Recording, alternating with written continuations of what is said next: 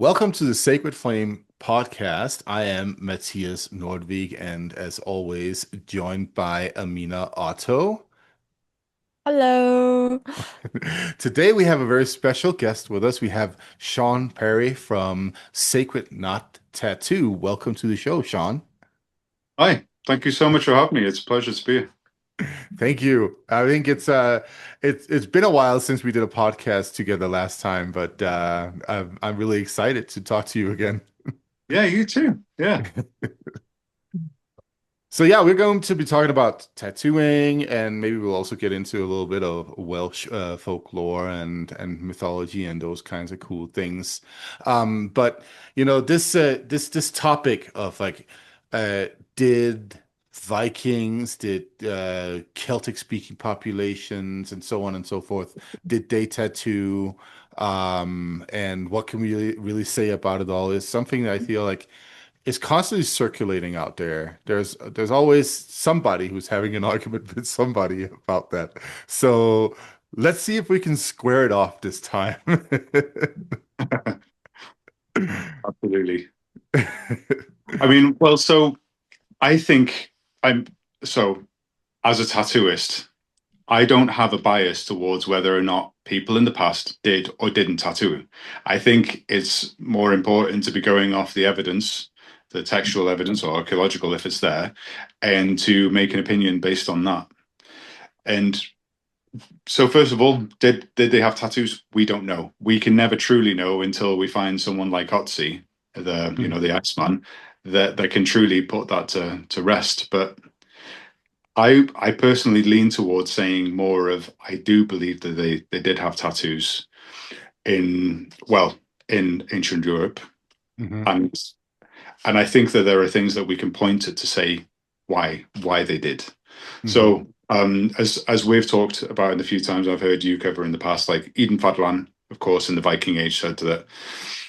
Well, some people have interpreted that text that they had tattoos, and that they had markings that looked like tree roots from their fingernails to their necks, and it could be body paint, and it could have been for ceremonial purposes, but like for anyone that's out there that's tried to do body paint that is that elaborate to on a lot of people, it is very time consuming and very difficult. It is possible, but it's also one of those of like, why wouldn't they have tattooed when they had the technology to do it? And well, yeah. So, but Mhm. that's with the Viking Age, I lean towards that, and then with ancient Britain. So it is problematic in some ways, but like the book of Pythias's travels on the hyper oh god Boreans? hyperborean way or something like that. Hmm. Something along that. Where basically he followed the tin route. He was in the south of France. He followed it up through France. He got on a boat and he went off around an island to go find the tin, which is probably Cornwall, since that's where the tin had been coming from in the Bronze Age. Well, since the Bronze Age. So it's very probable that he was going to Cornwall. And then so the idea of the Prytani of these people that he encountered. Now, this book is on the book. The original book was lost in the fire in the Library of Alexandria, but his book has Mm. been pieced back together by authors such as Barry Cunliffe, I believe, Hmm. and within that, like certain references point to the idea of the people of this island that he was on had body body modification or decoration or paint. Hmm. And it could have been that they were just, and this is where the idea comes from of the painted people, the Mhm. Britannia, The Picts. the Yeah. Hmm. Picts is what it evolved into in the the mid occupation of Romans in Britain. But when well, the idea of well, there's been put across is that the people were either had body paint or it could have been tattoos. Hmm. Mhm. And I personally don't see why they couldn't have been doing both. Hmm. Like there's so much stuff that popped up in the early modern period where you had all of these neo-Druids that were basically Christians, that were practicing an alternative um, philosophy that they were Hmm. calling Druidism, and they spread all of this propaganda at the time because they didn't like tattoos. That they said that the ancient Celts or the Druids wouldn't have marked their bodies because their bodies were pure, and but that has nothing to do with anything ancient. Mm-mm. It's a something that was made up within the last 500 years, Yeah. and it doesn't relate to anything that we actually truly know of the past. Yeah. No, I think these are really good points, and there's a lot of really important things to say actually about, especially attitudes, like modern attitudes. One of the things that we see in the 1930s, 40s, and 50s in academia, and especially in scholarship on Celtic, Gaelic speaking cultures, um, is this attempt to redeem them as populations in the eyes of the English, right? Because we have a very long-standing colonial tradition of knocking the Scottish, knocking the Welsh, knocking the Irish from the British perspective, from the English British perspective, right? And that is an important context to have to all of this as well, because what you then have, right, are scholars that are trying to sort of like de-barbarianize the Celtic history. They go back and revise what the Romans are saying, right? The Roman historians talk about Celtic populations from Gaul and northwards, especially into the British Isles, as like tattooed. In some cases, we have mentions of like they color or they dye their bodies in a very painful way. There's sort of it's difficult to say exactly when they use what they're talking about when they're writing these things because they don't use sort of like distinct terminology. This Mhm. is something that has also been pointed out as a criticism. Well, there's no real word for tattooing. No, that's true. There's no real word for tattooing in any culture. The word tattoo itself is an onomatopoeticon, a sound describing word of the noise of the hammer that you use in Polynesian tattooing styles, right? So the closest we get is Greek stigma, which means a mark. And with these Romans, they're talking about, oh, they color to dye their bodies, and then sometimes they say that it's painful, and so that might be a hint that there's something tattooing going on here. Now, the revision of all of this is that, oh, the Romans just said that because they themselves did not like tattooing. In Roman culture and in Hellenic Greek culture, tattooing was perceived as barbaric. That was something that slaves had, and it was something that the military had, right? So you can find soldiers with tattoos, you can find slaves with tattoos, but proper ordinary Romans or Greeks would not have tattoos. And that is correct. This is how they seem to have related to tattooing. And you know what? It's probably because their neighbors actually did tattoo. We see, for Yeah. instance, depictions of tattooed Thracians on Greek pottery. So, Mm. populations just north of the Hellenic Greeks, they are tattooed. We have Ötzi from the Bronze Age as another example. That's the oldest specimen of a tattooed human being that we have on the planet. That's right there in the Alps, right? So we have down in the Balkans, we have in the Alps, and then we have descriptions of tattooed populations in the British Isles and possibly in Gaul as well. So that means pretty much all along the Roman northern border, right? And the Greek northern border, we have tattooed populations. And I think this is really important to consider when we talk about the Germanic populations, then, and we talk about the Scandinavians and these Vikings, when we go back and revise the story about the Vikings that Ibn Fadlan encounters, right? He says that they are marked, tattooed. They have some kind of like painting on them or something like that. Again, we've had the same we've seen scholars do the same thing as the ones researching Celtic stuff, right? Saying that, oh, this is just like, Arabs at the time, Muslim Arabs, they knew of other populations that would use tattooing or henna paint or something like that on their bodies, like the Barba in North Africa or in India or blah blah blah. So to them, it's sort of like an exotic barbarianism when somebody is tattooed. The interesting thing about this very comprehensive book that Ahmed Ibn Fadlan writes is that he doesn't talk about anybody else being tattooed. He only talks about these guys.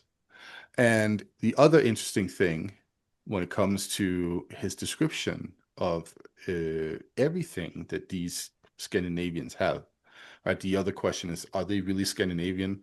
And I'm like, yes, 100%, because everything that he otherwise says about them fits one to one with archaeological material we know from the Viking Age. Like the massive boat burial, the sacrifices of horses, all that kind of stuff, burial practices that he describes fits one to one with what we find in the ground in Scandinavia. The same with the dresses, the same with the types of knives and axes and all that kind of stuff that they would wear. It fits one to one.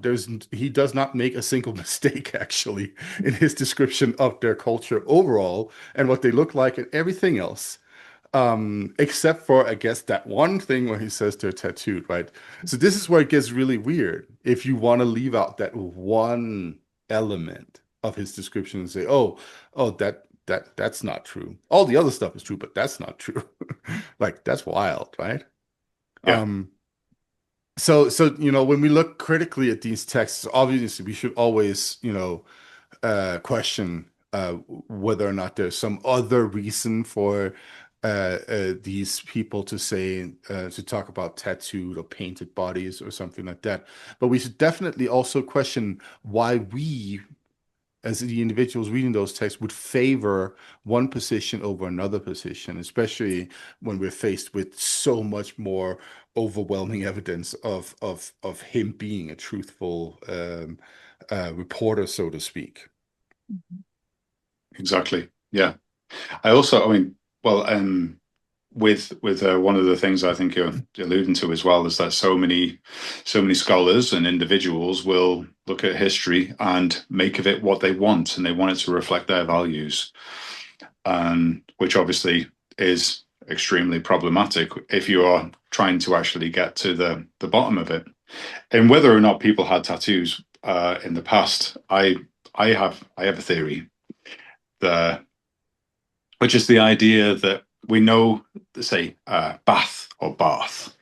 I have a more of a northern accent in English than how it's pronounced in the south. So Bath was it was a very important place to the ancient Britons before the Romans came over. And then when the Romans came over, they turned it into a very sacred site, and they merged some of their gods and goddesses with the location as well as they did with many other locations across the country. And by that point, especially like by let's just say 300 300 AD um, CE, there was a stereotype by then that the Britons would have had tattoos. So whether they did or didn't have tattoos before the Romans showed up, Bath had been turned into a tourist site where Roman tourists would be going, and they would want to have the full experience, like going to Disneyland. Hmm. And whether or not there was still Britons that would have actually have been connected to true Druidism, or if they were charlatans, and there would have been a lot of charlatans at the very least, if they're not even the real ones. Of They would have been living up to the stereotype of being the stereotypical Druid that these Romans would have been hearing about, and they probably tattooed themselves, or it could have been body paint again, but like whether or not it was there beforehand, they would have been embodying that to fulfill that stereotype for these tourists that would be coming over and would want to have divinations with them and such, which could have led to later stuff. But I do believe that, and I say this very tentatively, I do believe that Druidism and the religious practice or spiritual practice of the ancient Britons was not completely destroyed by the Romans. They definitely went. Well, I say definitely. I don't know. It's written that they went over to Anglesey and they destroyed the Druids at Mon. Um, that's what Tacitus wrote. But I don't personally believe that the Druidic order was completely destroyed, or that their the religious or spiritual belief system was. And I believe that it would have turned into something else as it as all things do. It would have transitioned, and it was absorbed into later bardicism, if that's Mhm. what you can call it. Like when you get into the early medieval period and you start to see like these like rock star bards popping up like Taliesin and Aneirin. I do believe that they inherited a part of that I believe they inherited a part of what was there beforehand of that spirituality that would have been passed down to them. And that's, I mean, what that looked like. I don't think it would have been a mirror image of what was there before the Romans came over. It would have been Romanized to a degree, and it certainly would have changed, especially when Christianity came along, and it seemed like they were quite happy to absorb that and to live side by side with having this native paganism alongside that. And whether or not tattooing was a part of that into the late medieval period, we just don't know. Hmm. No, we don't know. But there are actually some interesting indications of something because William of Malmesbury says in the 11th century, he writes that the ancient Anglo-Saxons were tattooed. Um, and this is one of those historical. Is it the 11th century? It might be the 12th century, somewhere around there.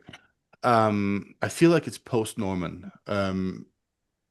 Uh, this is one of those historical reports, right? So that has been highly questioned. It's like, okay, what does he mean? Is this really true, or is this something that has come about sort of as an influence from, say, the Roman reports on the Britons?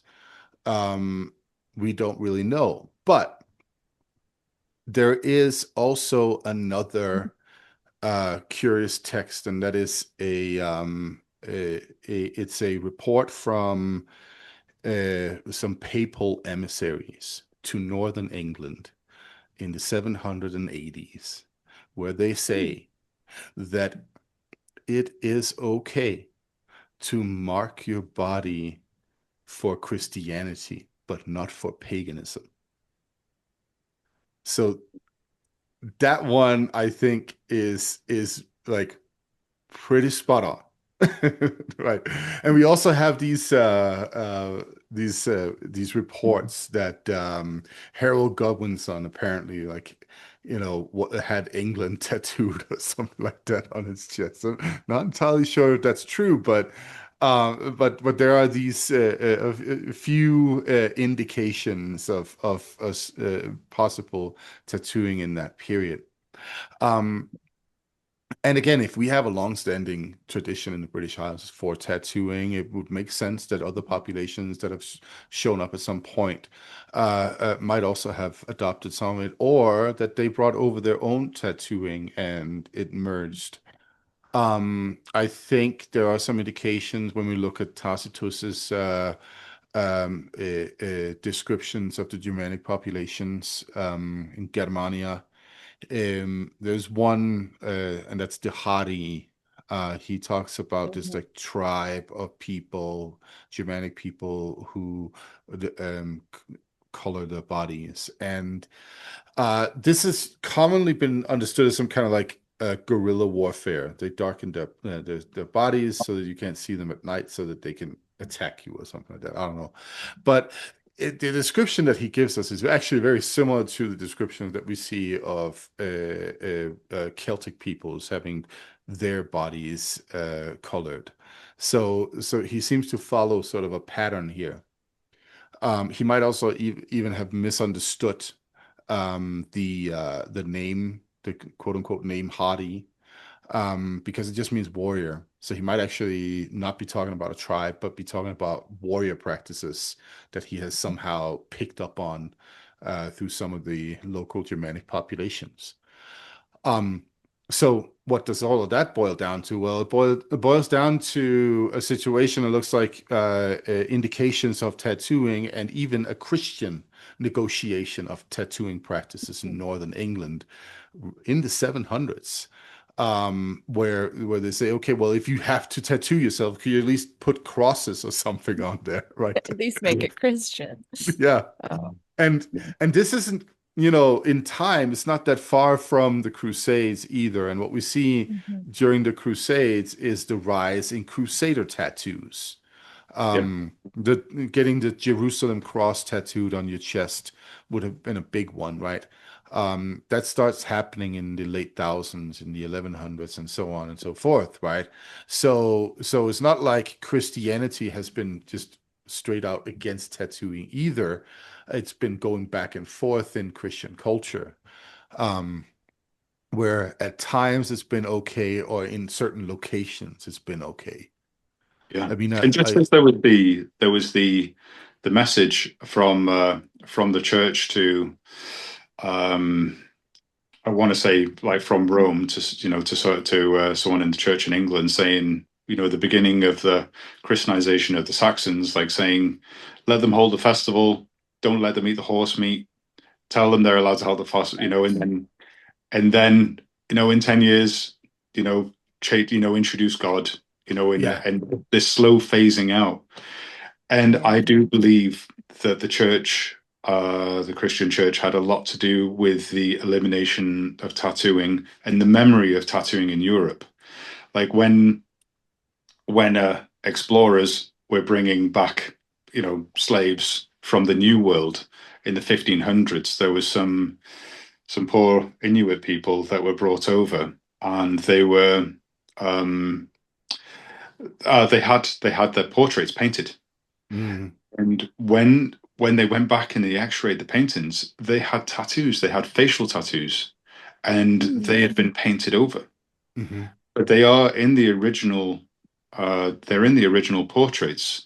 I don't know how much work has been done since I read up on this.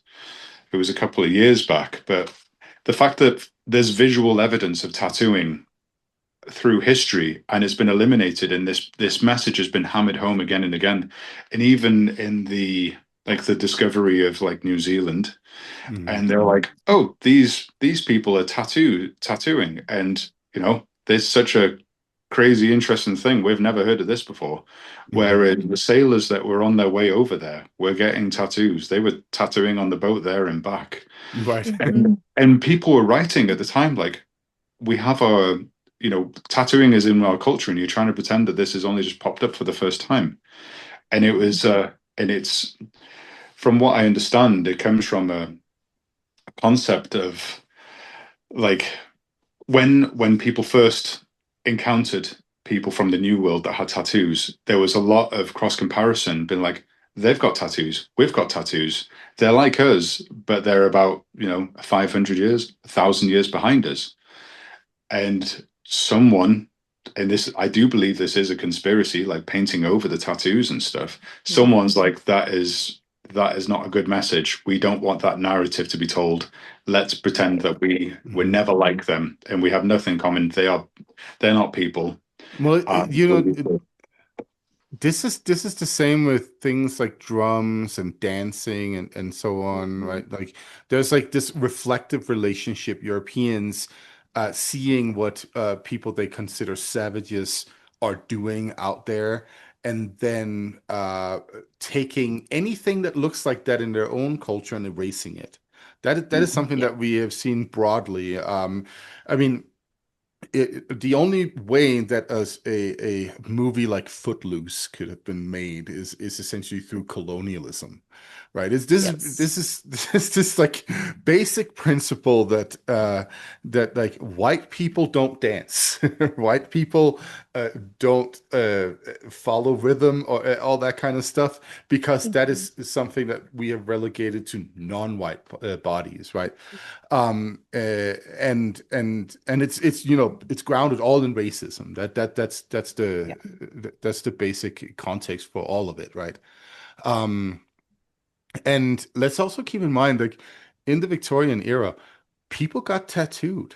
There are some pretty hot Victorian ladies with tattoos out there if you Google that. So, Yeah. They yeah. even turned it into a spectacle, though. They would be part of these like freak shows and circuses, and they were put on display as something really anomalous, but still very much a part of that culture. And so they were, yes, it was their own people being tattooed. It was these members of Victorian society, but even there, they were very much exoticized and others in that context, which kind of allows them to keep this narrative of this isn't something that we accept in our culture, but also still kind of romanticize it and goggle at it. Mhm.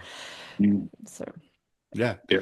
Yeah, and this I think also bears towards another subject, and that is like what role does tattooing actually play for mhm, humans and at what times, right? Because it's also fascinating to look at East Asia and see how China has a very strong anti-tattooing culture, mhm, whereas neighboring populations have been tattooing, right? So it seems to be one of those things, like with other body modification, that is mhm, part of like a very strong identity marker. mhm, And we see that today as well, right? If we look broadly at the last hundred and something years, we can see it's kind of like the Roman situation. Who are the first people who are tattooed? Well, it's sailors and military people, and then it slowly sort of spreads to a broader and broader population, and people get tattooed for all kinds of reasons. At the end of the day, the main reason is, of course, decoration, right? mhm, That is what tattooing is. It's decoration, and then each person has their own individual reason as well. From everything from like, oh, it was cool to this has some kind of like deep, significant meaning to me, connecting with different emotions, either religious emotions or love or sadness or anger or whatever it is, right? Um, so I think we could expect something similar in the past. If we go back to the Viking Age, there's something to note also, and that is we have a solid amount of skulls at this point from southern Scandinavia and a little bit of England as well, uh, that where people had their teeth filed. These individuals had their teeth filed, and not in that like cool pointy way, but in sort of like a just like a really nasty grill The across line, the the lines across the teeth. Yeah. yeah, yeah, and it's like that's gotta hurt, and that will just keep hurting, right? For a very long time, I guess until maybe the nerve ends die or something like that, because like you're just constantly exposing your, your nerves there. Um, if I understand these fines correctly, what we're talking about here are warriors. These are very distinctly, if I understand it correctly, very distinctly warriors. Um, People who are skilled in war. And I think that tells us a little bit about body modification in the Viking Age, of course, that might have been closely associated with warrior communities. We could probably theorize something similar about the possibility of tattooed individuals, that they might have also been associated with certain communities, certain subcultures as well, just like we have seen it in pretty much any other society, right? Yeah. Um, Well, there's yeah, no way so that you can't get around it. Like, if you have a lot of tattoos, it shows that you are a more seasoned individual than a 12-year-old. That, because, like, I think one of the things about this warrior culture in ancient periods that you're alluding to is when there would be conflict between individuals, it's not going to be a bunch of 30-year-olds all going against each other. There's going to be, sad as it is, and it's depressing to think, there would have been a lot of 12-year-olds, 15-year-olds. And if you're 25 and you want to be, well, it's a part of the language of the warrior to be presenting yourself as uh, showing that you are a seasoned individual because you're showing that you're old enough to have gotten to that point. And having lots of tattoos is going to be more, it's going to be more of a symbolizing of that as well. And one of the things I will just add on this note that I really, really enjoy is that how many ancient warriors of the past are basically just imitating chickens. They're like just like cockerels and the fanciest birds around them, and yes, be incorporating aspects of the boar and the bull and and possibly other creatures around you or whatever.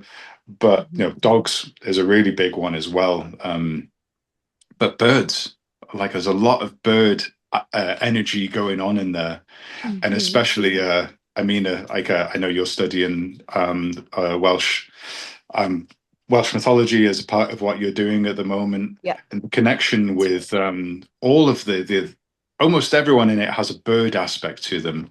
right. Bendigeidfran is like the blessed crow.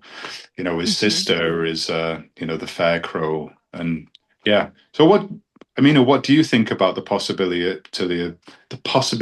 of tattooing been in the all of that stuff from what you studied? Do you think is there at all? I think definitely there was almost certainly a history of tattooing, quite old history of tattooing on the British Isles. In fact, one of my office mates is studying the possible approach to picture symbols as a graphometic writing system.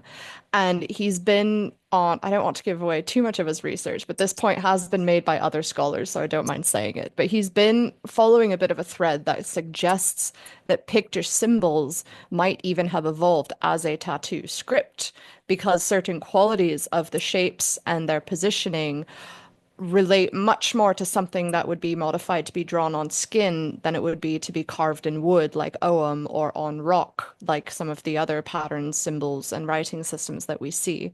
So if we approach these symbols as being crafted for the purpose of being put on human skin, a lot of their shape and orientation starts to make a lot more sense. And we tease him a lot because he has an entire sleeve of the entire catalog of picture symbols. So we say, "Oh, you just want to justify your tattoos, David." But when he makes a really solid argument for that. So if that turns out to be provable and true, and I think there is a really good case for it, then I think tattooing may have had a much stronger and more continuous history, especially in the northern part of Britain, than we may have previously thought. I, I hope that I, makes I any sense. that makes Yeah. a lot of sense, and actually, I think something similar is the case for Scandinavian art in the Mm. Viking Age, because the organic forms and all that stuff are also, Mhm. they lend themselves quite well to bodies. Um, and and with that, we should also, in my opinion, consider that if a culture, like it is the case with the Scandinavian Viking Age culture, has a tendency to decorate everything, Mhm. then you might also theorize that they would do that with their bodies. It's of course that's not a foolproof assumption, of course, but it just if you have an entire ship carved, um, and you carve the columns in your Great Hall, all that kind of stuff, then it is possible that you might also have decided to maybe just like put a little bit of ink in your body somewhere. Yeah, And I adornment would was also, clearly important. yeah, Um, I would add to it that, so again, it's very important not to self-project onto the past. But when I first started as a tattooist, I went nomadic for a while, and I was literally a traveling tattooist. And I was, even at that point, before I started highly specializing in only tattooing uh, Northwestern ancient European art forms. I was still, that was my main interest, even though I used to do a little bit of everything. And I was traveling, and I ended up I tattooed a lot of ancient symbolism on my legs, part of when I was practicing, when I was beginning. And it ended up happening countless times where, when I was, say for instance, I had to tattoo a Valknut and so on, and I was struggling to think like, how exactly does it work? I would just roll up my leg sleeve and my leg. I'd roll up my trouser leg, and I would just look at it, and there it was, and it was very portable. Mhm. And I do suspect, and again, it could be just projecting myself, but for people that were highly mobile, that would have been struggling to be taking lots of things with them, like you're not going to have you you wouldn't have a book of a portfolio. I imagine, like at that time, if they were to have anything with them, they would have had bits of bone that they had practiced carving on, and like we find lots of these all over, where the Vikings were especially, and the Celtic period before that. I say Celtic, the Hiberno, Insular Hiberno, Saxon period. Like mhm. they were practicing all of their knot work and everything on bones, but that's more Mm. for 3D work. Whereas I believe, like I said, for travelers in the Viking Age that were going a Viking, it'd be much more convenient if you literally had tattooed some of this stuff on yourself, or had someone that was better than you to draw them on you. So then you can use that traveling forward, like runes. Yeah. It Yeah. would be it would be very practical if someone that was a rune master, we'll call them that, for the sake of the argument, someone that knew the runes tattooed it on you and explained it to you, and you can just take that with you, and you're not going to worry about like losing your stick or your bone or whatever. And yeah, I think there's something to that, but obviously it's only a theory. Yeah. I think it's a That really makes good a one lot of though. sense. Yeah. Yeah, You're it really basically does. just pre-made vellum at that point. Why not? Exactly. Yeah. And yeah, I mean, we know that once books become a thing, right? What we see are traveling monks that go from monastery to monastery, read books, and then memorize the whole thing, and then go home and write it down, right? Um, eh, and so yeah, it wasn't like a common thing that you would travel around with books and travel around with catalogs and archives and so on. You know, before those monks and monasteries, it is possible, absolutely, that you could have like tattooed significant symbols and things that you need to remember for various reasons on your body as well. I want to Yeah. actually, speaking of traveling, I want to circle towards the Viking ships in that regard because um, it, th- when it comes to the Icelandic saga literature and the overall the Old Norse literature, um, there are some things to note about that as well. Again, we get these claims that well they never really mentioned anything in saga literature or anything like that, so probably wasn't there.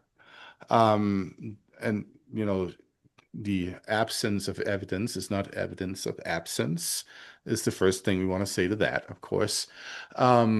But aside from that, what can be said is that in Old Norse literature, the most common thing that they remark on somebody's appearance is dark hair, dark features, dark spots, right? even dark skin. We have that like Helia skin, which is the skin of hell, i.e., dark skin. That's one example, but there are multiple other ways in which they can talk about darkened skin in the saga literature. It's the most common thing actually to talk about darkened skin or marks on the skin.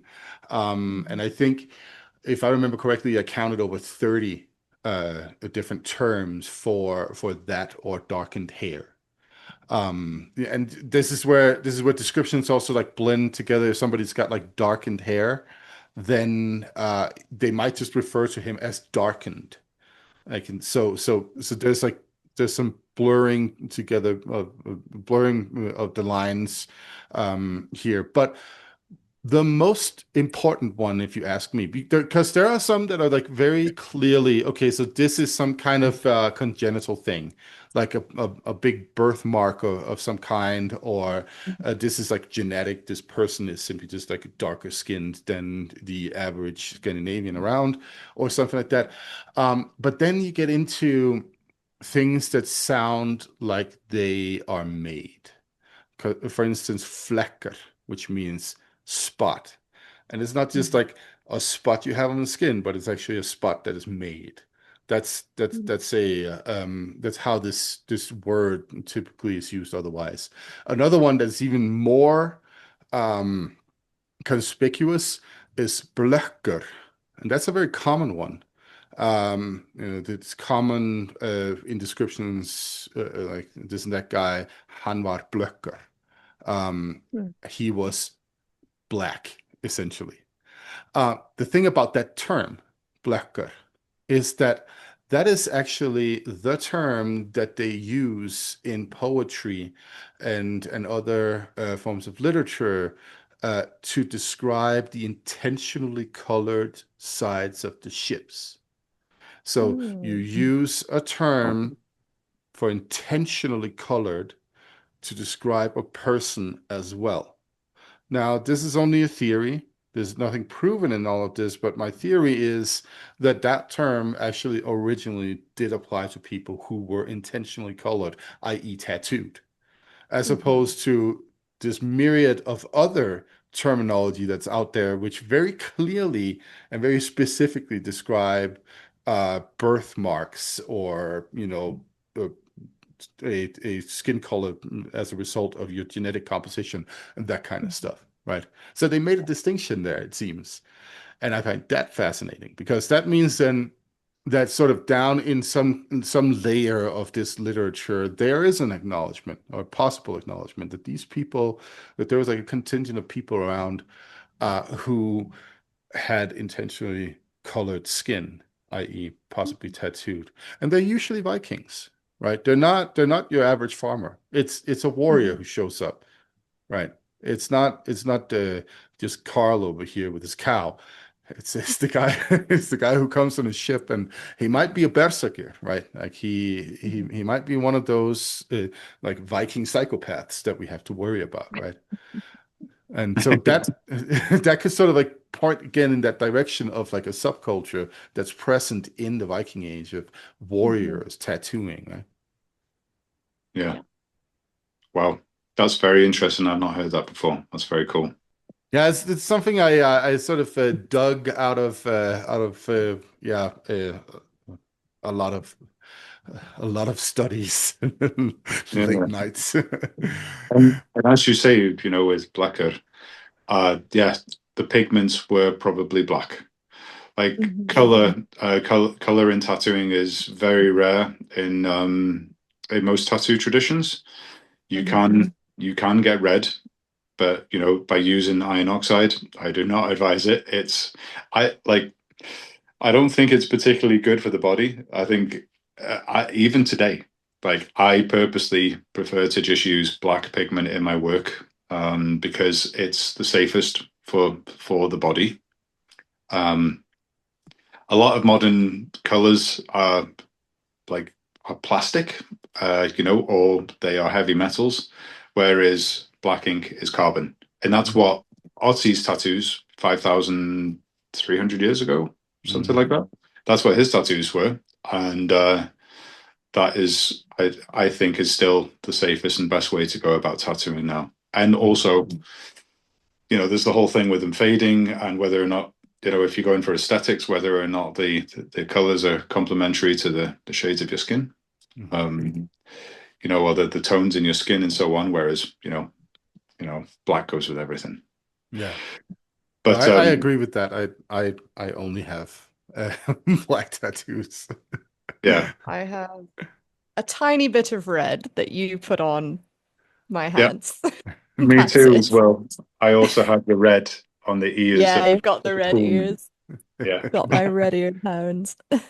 And I mean, I have other bits of color in me as well, and I basically, and I think there's something that is worth saying that if you're getting tattooed, like tattooing hurts because your body is telling you this should not be happening. It's not something that, as the creature aspect of us wants, and it's certainly not necessarily fantastic for our health. But I mean, I tattoo myself for spiritual reasons, and I fully accepted when I started that it's not the best thing for my body, but it's my body, and I'm going to do what the hell I want with it. And I uh, I also, even as a kid, well, we grow up over here with like this idea that the ancient Britons, our ancestors had tattoos, and I was like, it's good enough for me. And yeah, so I wanted to cover myself in the art of the past because I feel like there's a magic in it. Yeah, yeah, absolutely. I agree with that. That's also why I get tattooed. I would say though that there could be a possible evolutionary component to it as well, because as you say, yeah, this isn't good for your body, but if you survive it, it's an immune system boost for you. Um, that that seems to be sort of what I've seen in terms of like scholars trying to figure out why humans do things like tattooing and scarification, just so widespread all over cultures, right? Mhm. The general consensus seems to be that well, this is part of like a survival mechanism that if you can go through those kinds of things, you can your body can handle a lot essentially. Yeah. Yeah. um so I'll take that. And you look cooler when you're tattooed. Well, let's just be honest. Yeah. But I will say, like, for me, so I was inspired by my big brother's tattoos when I was a kid growing up. Um, and I'm sure Pete won't mind me saying this. They were not necessarily the best tattoos in the world, but the whole premise of pictures and art on the skin Mhm. from, I guess he probably got his first tattoo when he was about 17, so I would have been about 7. And from that moment, I was enraptured. And for me, I did think they were cool, but it was more of the concept of being able to put on the outside what is on the inside. Mhm. And as I've gotten older, I've just gotten more solidified in this concept of one. I have to say, like for me now, I I don't like the tattoos that I want to get from this point on. I do not care if they look cool. I am not really doing them for aesthetic reasons anymore. Um, I am doing them more because I just have this. I have a yearning inside me to create it and to put it on me because I feel like I've already formed a connection with the concept of those images been there. Like there's I feel a little silly saying this because I haven't committed to it yet. Where I grew up on the Orme here in Llandudno, there is a Kendrick's cave on the side of the Orme, and there was a horse jaw that was found in there, and it is the second oldest item in the UK that has markings on it by human hands. And this horse jaw was probably a part of a necklace of, and they found some other teeth that had these markings on them as well. They could have been a part of the same thing, of some sort of dare I say it, a shamanic necklace, because it's a clunky thing. It's not something that you'd necessarily want to go out and wear every day. But who knows? No, Either horse way, jaws are massive. It's not it's a statement piece. It's not for Yeah. everyday wear, really. Yeah. Yeah. And also it has some, as it survives now, because it could have been a part of like a, an ornamented full horse jaw and skull or something like that. But with the other bits as well, there's suggestions that it was a part of a necklace. Either way, I'm getting caught up in it. It has these chevron, these zigzag lines in it, and they are on. If it was on, my jaw, they would be here. And I really, really like the idea. I say like, it's not quite the correct word from it. I would like to do something like these markings here, but obviously I am well aware that it comes with a lot of Polynesian people would think that it's not necessarily very sensitive to what they're doing and all of that. Hmm. But I will say I drew it on and it doesn't look good. It looks pretty bad, but I still I still want it. And it's Mhm. because of like this connection to a concept that that I am so involved with. So I'm not necessarily going to do it there, but I'm going to do it somewhere because I have such a connection to the concept and to the idea that whoever it was 10 or 12,000 years ago, I can't remember, sorry, but it was 10 or 12,000 years ago that human hands were carving into this jaw. And it's very possible that they were practicing for tattooing, if they were doing it with flint and rubbing in pigment afterwards. Even if not, I don't really care if it had anything to tattooing or not. It's the concept of the fact of someone deposited that item close to where I grew up, that, in a place I love. I do not believe that I don't think that I'm going to be genetically uh, related to those people that were in that cave in that time. But I don't care. It's not about, and I don't think like that. Like a lot of this idea of connection to the ancestors. I don't think it has to have anything to do with blood. Like I think of the pyramids as an amazing feat of achievement of the human race. And so for me, for this concept, I'm in love with the concept, and it has a deep meaning for me that isn't necessarily for aesthetics. Mhm. And and for anyone that's out there that's thinking about getting a tattoo, I would say do not get a tattoo because you think it's cool. It's a byproduct if it looks good, but you have to have a connection to why you want the concept, because you're going to look at that thing in 30, 40 years if you're lucky to get old, and you you want to have it there because of I think it should be there for a reason that is close to you, as in, does it remind you of something, of a positive moment in your life or overcoming something, or it's because of a connection to something, like something that's like close to your heart. And I will say, like, the whole thing of getting people's names, I hate to say it, but there is a curse that comes with it. So be very, very wary. It's better to get something that symbolizes a concept, because a symbol you can feel in your heart that this, you can change what it means. Whereas if you get your girlfriend's name tattooed across your throat and you end up breaking up in 5 years, you're not going to want it there. And maybe you do, but people are going to ask you for the rest of your life, who's Jane? And you're like, ugh. Whereas if At least get it in runes then. Right, exactly, exactly. yeah, get it as a secret.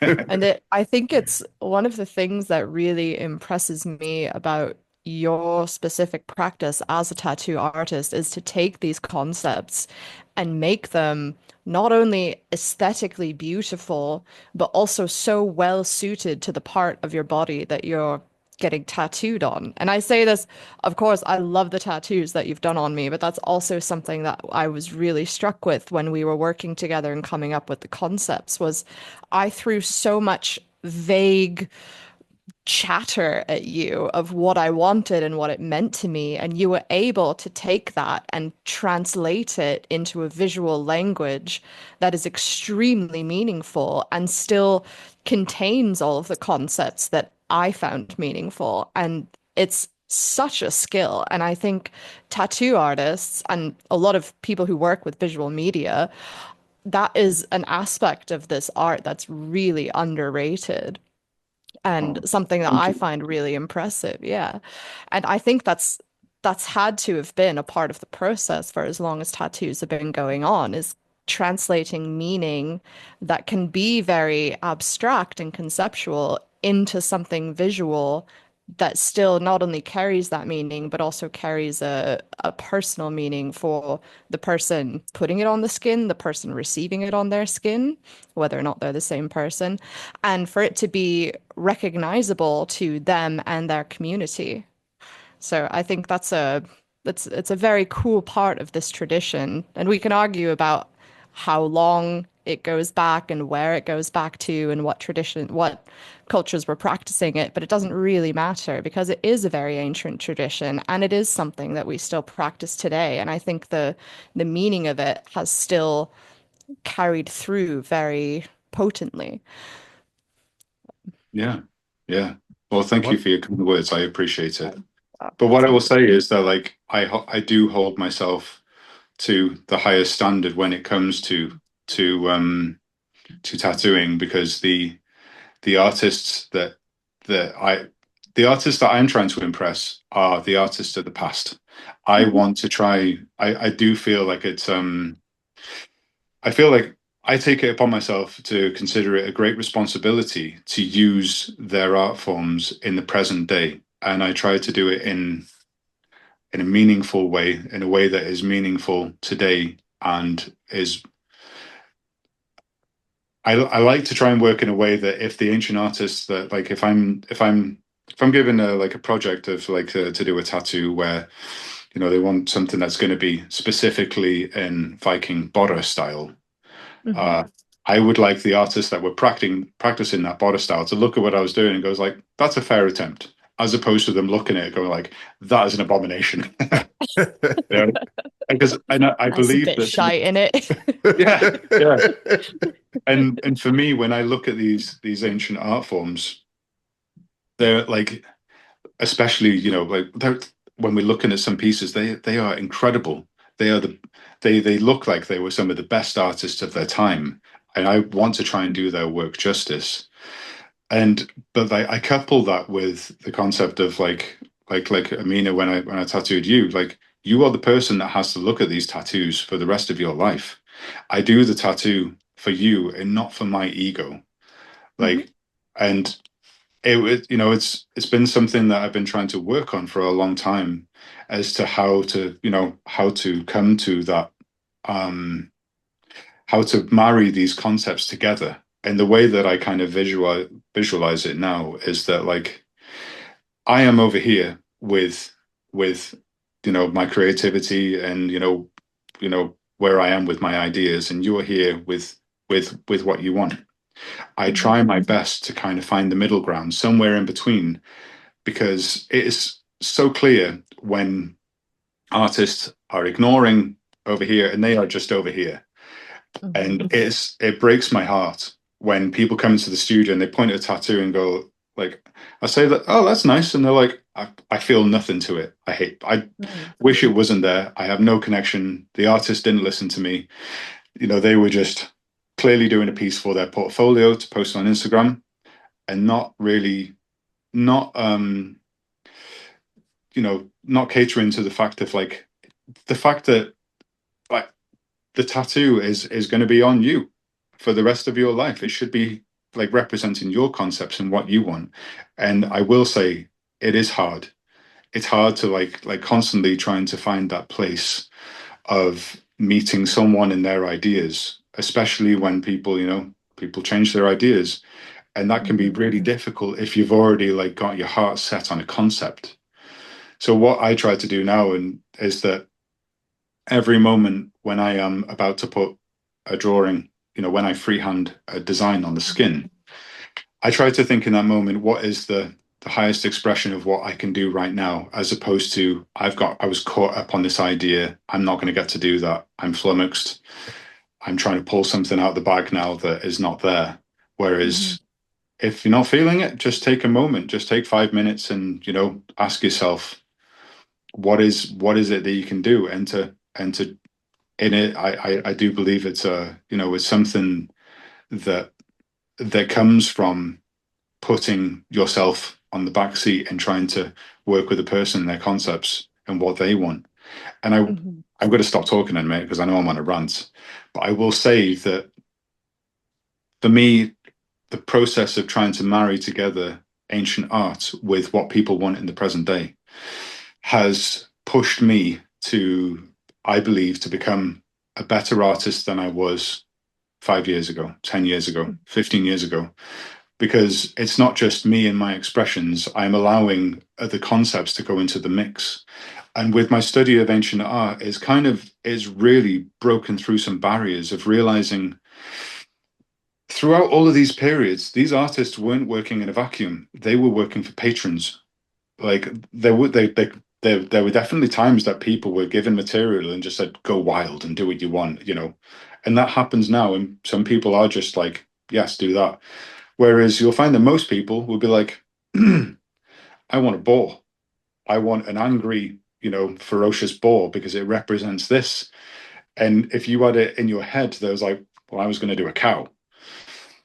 And, and if you're really caught up on that, you're not necessarily going to be thinking, I'm going to do the coolest boar that I can come up with in this moment because you're caught up on something else. Whereas if you embrace it, because like say for instance, like we don't have, as far as I know, we don't have any spiders drawn in any Viking art forms, but they certainly saw spiders. There were spiders around there just because they're not drawn.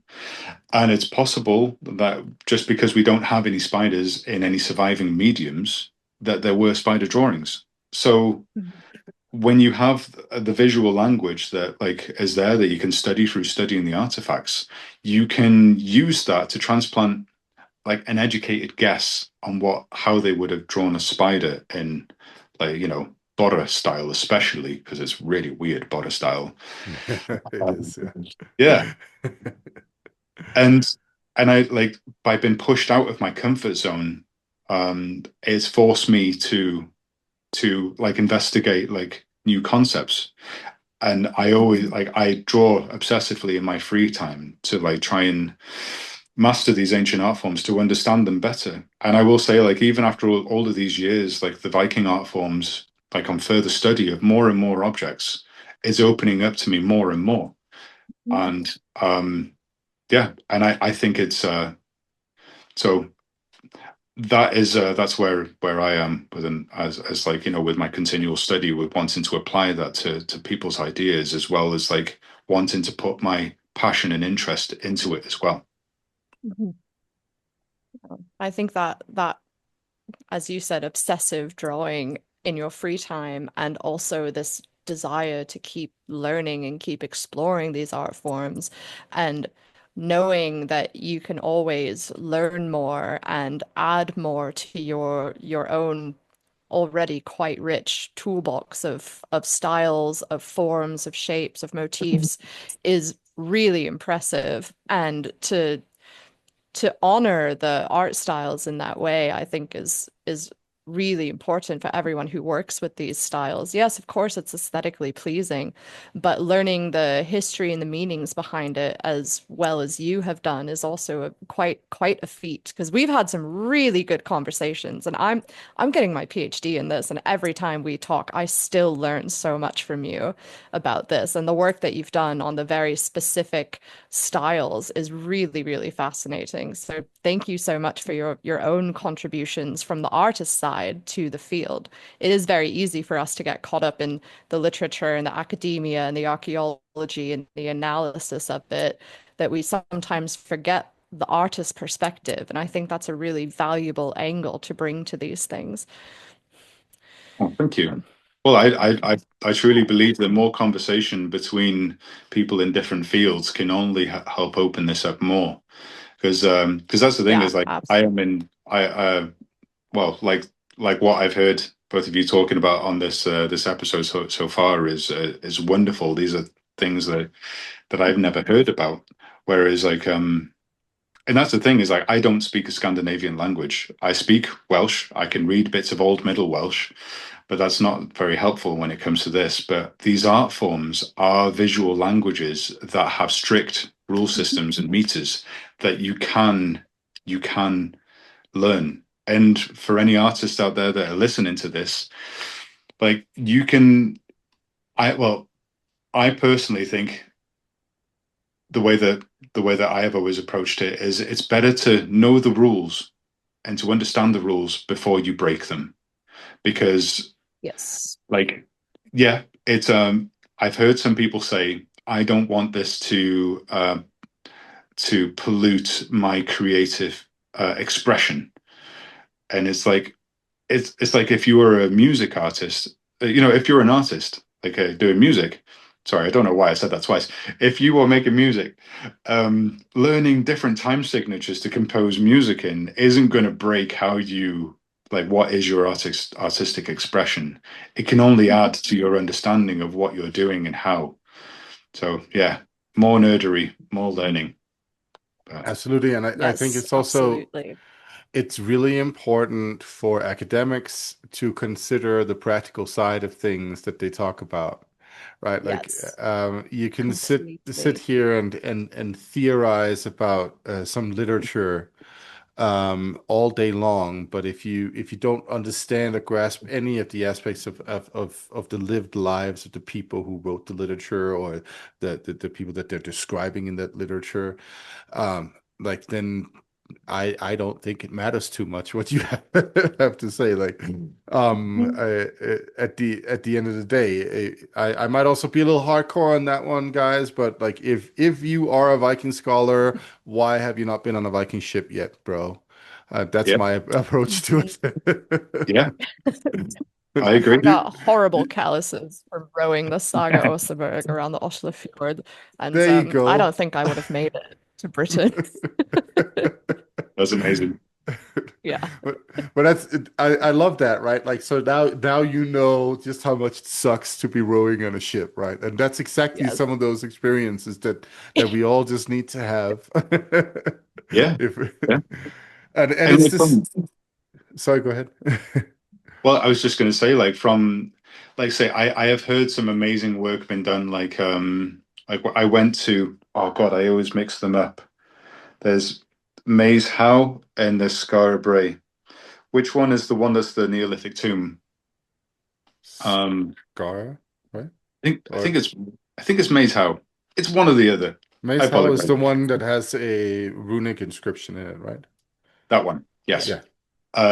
There is some particular runes where they have theorized that one of the guys, probably a guy, he wedged his foot in like a little crack in a rock, and then he was up and he was leaning, and he literally wrote, um, "Who carved these runes carved the highest," or something like that. I think it was that one. Yes. And Ah, as yes.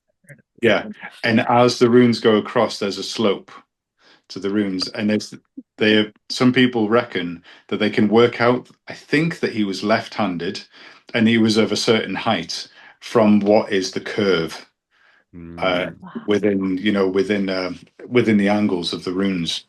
And because I'm just sat here in my craft room currently, and I am carving an Iron Age shield boss out of wood before I coat it in bronze. And this is an oversized copy of one that was found in Bach in Anglesey, and I'm just playing with it. I'm copying the original symbols, if you can see, Oh, yeah. on here. And as I was going, I was carving, and I was having a hell of a lot of trouble with the curve from here because I'm left-handed, and I was carving it. I was thinking, well, the person that carved this originally was probably right-handed because it would be so much easier with the flow because these are both symmetrical on either side. They both flow that way. And so then that opens up the question of, is it because they were right-handed and it was easier? If they could have been left-handed and they were copying the work of someone that was possibly right-handed, or is there a significance of why it flows that way? And Mhm. that, and then, you're asking yourself a question then, are they curving one way over the other because for a reason, as opposed to if you're just looking at it and you're like, well, it's just very pretty. Mm. But this is my nerdery. So Yeah. yeah, Mhm. That's important nerdery, right? Because, at the end of the day, things could be chalked up to circumstance, happenstance, all that kind of stuff, or just like a curiosity. Again, we can go back to Ibn Fadlan's description of tattooed Vikings, and it can be chalked up to a curiosity. It can be chalked up to something that you can just shrug at, or you can also like deeply investigate whether or not it's a possibility, right? And that's what you're doing here with this, right? Um, is it has does it have something to do with the physical range of a person, so to speak, like being left-handed or right-handed, and what's an easy shape to make when you're Mhm. using your hand, or is there another kind of intentionality behind it that has some deeper meaning? Could that meaning be spiritual? And exactly. yeah, exactly, right. And this is the kind of stuff, like, we know that is the case with a whole lot of church art. All kinds of little details are in spiritual. Look at Muslim art, right? All Mhm. the twirly designs and florally designs in the arabesque and all that stuff. You can just look at that and be like, oh, that's pretty, but it has religious, spiritual Mhm. significance in that particular cultural and religious context, right? And it's a perfectly valid question to ask of these ancient symbols and quote unquote ornamentation, right? Yeah, yeah. I mean, I am quite dogmatic now in my belief that within all of these ancient art forms that we've discussed, there is spiritual symbolism embedded in the artwork. Like with Mhm. Viking stuff, for instance, obviously we have Thor's hammers, and that's been strongly connected to Thor and all of that. But there is so much deeper spiritualism within the symbolism, and we can't necessarily say what it means, but we can point at it and say that is something. And like within those arts as well. So it seems something that seems to really, well, I don't quite understand like how it seems to be there across the board within Scandinavia and in Britain. Is this idea of having to secretly encode it within the arts, the spiritualism. Mhm. With Christianity, it's just a big cross, and and then full on is there. They're not trying to. It's not a riddle where you've got to work it out. And But maybe it's only a riddle to us now because we lost the context. yeah, well, there is that, but then it's also, I mean, and that's what one of the things I wonder about. Like, say, for instance, with Viking runestones, I believe that there would have been a majority of the population that would not have been literate, and they would look at it and they'd be like, that is impressive, visually impressive, because they are. Mhm. But they could not read the runes, but they'd be, necessarily, obviously, if they're, if they're illiterate, but they would look at it and they go like, I don't know what that says, or if they even perceive it as something they can read, but it's impressive and it's esoteric and it's connected with a concept of power. Whereas, then obviously, if you can read it, then yeah, you can read it like a book, and it's a sentence that says something, and that is something that, well, as Amina, as you said, with the Pictish artwork, the language of what they are saying has not been decoded, but it's clearly Mhm. saying something. They are very strict. There's a very strict symbolism and very small pool of ideas that they are, repeating over and over in various forms that is clearly saying something. Mhm. Um, my friend Hamish was telling me that he read apparently in an Irish manuscript. No, I think it might be a Scottish one, that a um, an Irish druid druid was brought over to Ireland, sorry, to Scotland, to decipher or to write the Ogham of the kings.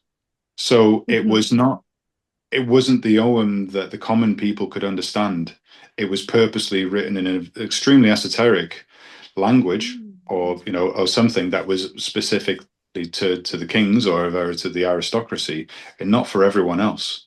And when you look at Anglo-Saxon artwork, it is so complex, and you have to look at it, and it's a riddle to work out what is there. And then Yeah. with the pre-Roman Iron Age British art that is known as Latin, Hmm. again, it's the same thing. It's not. Most people look at that and just say like it's very pretty and it looks like oil in water. But I've been doing a lot of work on it for many years, and I can read it like a book. I can tell you these are the creatures, and they're interlocking in this way, and they are making these bigger images that you can read and you can cross compare with other things. And it's a visual language, but it's extremely hidden. So, Hmm. and I think that I wonder if that is a reflection of the because I do think that some of these are religious concepts or spiritual concepts. If it's a reflection of their spiritualism, that it was supposed to be something that you're to meditate like on, like Islamic artwork. It's the whole point of it is it's geometric and complex, and the it's supposed to be overwhelmingly complex that it becomes beautiful through the complexity. Mhm. Yeah. And that is the message that it is sharing. And so when I say like Christianity with the cross on everything, it's very very clear. But then like when you get the sorry, I'm ranting again. When you get like Christianity becoming very visually clear in Pictish artwork, Hmm. they introduce a series of new patterns in with the art, like the key patterns and Hmm. the knotwork. Because before before the Romans coming in, there was no knotwork in native British artwork. Mm. It was people call it swirls. They're not necessarily swirls like just a concentric spiral. But they are working more with a curvilinear. Hmm. But I'm not going to get caught up in that. Like when you get to like seeing the cross turning up in the Pictish artwork, they keep using these esoteric symbols, and they are decorating everything with the language of power. And Hmm. I'm using that in the term of in the sense of I don't know. I think it's the same thing as to the illiterate or to people that haven't ever seen anything like that before. It's so impressive. You can't look at like a slab of key pattern and go like, it takes your eye on a journey. It's so complex. You look at it and you're like, how the hell did they do that? What is going on? It's impressive. Yep. Yeah, Yeah. you look at some of the later stonework from Pictland, and they're divided into kind of three phases. So phase two and three are when they start getting very visually impressive. And phase three, you have not only Pictish symbols, but as you said, a lot of these key patterns, a lot of this really intricate knotwork, and also a lot of visual storytelling, usually of biblical things, sometimes maybe about a battle that happened in a certain place where that piece of stonework is. But it goes along with kind of both this very coded visual language and very obvious visual storytelling. I say that with quotes, for those who know. So those who are well versed in Bible stories would automatically be able to recognize what story these stoneworks are referring to, but people who were not as embedded in the clergy or the ecclesiastic communities would have still been able to appreciate it as some kind of narrative picture, but may not have had the context for it. So, Yeah. Yeah. Yeah. Uh, I think there's something very interesting going on in it all. And I think it could have been that literally the aristocracy were in all of these periods where they'd reserved it for themselves and it wasn't for everyone. Um, but I choose to either way, I choose to read it as the fact of like it's displaying an element of intricacy which I ever since I was a kid I look at this stuff and I feel a magic in it. Mm. I feel the magic in their artwork that I don't really feel anywhere else, and it could just be nostalgia. But this is why I choose to take them as um, my teachers in the modern day. That I try to live up to their standards, and it's an unobtainable goal, but I think it's good to have. It's And good to have a hobby. and nostalgia is also a good, solid emotion to feel, as long as you can navigate it, in a healthy way, which I very much think that you do, Sean. So, Mhm. I hope yeah. so. All right, guys, we are coming up past an hour now, so we might have to round this one off. This has been a very interesting conversation. I can actually just keep listening to all the things you have to say about all of this. I still have a ton more things I want to say, to be honest, when it comes to all of this stuff about art, but um, we might have to relegate that to another episode. Yeah, we might Um, have to have you back, Sean. yeah. It would be an honor. I'd love to be Oh back. no. We're gonna have to bring him back. No, there's just like so much interesting stuff when it comes to visual representations, the symbolism and so on in these like art forms across the British Isles and Scandinavia, Mhm. going all the way back to the Ice Age. So yeah. Mhm. Um, but Sean, do you want to tell everybody where they can find you if they're not familiar with you? Yep. I am Sean Parry, and I am the owner and the founder of Sacred Knot Tattoo. Um, I mainly I have a website, sacredknottattoo.com, but and that's how you book in with me if you want to book in for a tattoo. I use Instagram and Facebook mostly as my online portfolio and where I share some bits and pieces of what I'm doing. So I guess you can find me there. Cool. And what about you, Amina? You can find me on Instagram under the very weird handle of Waelchref, which is Waelhref. You can also find me on Facebook and Blue Sky. Blue Sky, I am Root in the Well. That's pretty much it for me. And obviously, everywhere that you can find the Sacred Flame, you can also find me. Mhm. Yeah, yeah. And you can find me at matthiasnordvik.com on my website. You can also find me on Instagram by my name. Right now, I have a private profile, but I'm generally accepting of friend follow request, whatever you call it, unless you look like a Nigerian prince who is going to try to have me send you millions. Um, but yeah, aside from that, you can of course follow the Sacred Flame podcast. You can follow us on YouTube. You can follow us on Instagram. You can follow us on Facebook. You can follow us on Blue Sky. You can follow us on TikTok as well, right, Amina? Mhm. Yes. Um, we are out there all over the place. You can, of course, listen to us through, most podcast platforms, Apple, Spotify, whatever they're called. And yeah, see our pretty faces on YouTube. Yes. And last little bit, of course, don't forget if you like what we do, you want to support us, then go sign up to support us on Patreon for $10 a month.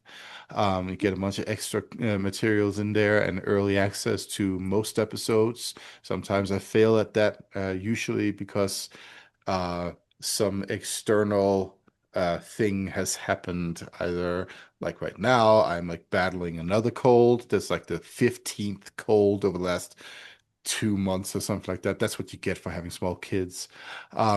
But at the end of the day, supporting us on Patreon enables us to do all the cool things, get new cool materials, and also, eat a little bit once in a while. So Mhm. we very much appreciate all of that. Thank you very much, everybody. Thank you for joining us, and we shall see you all soon.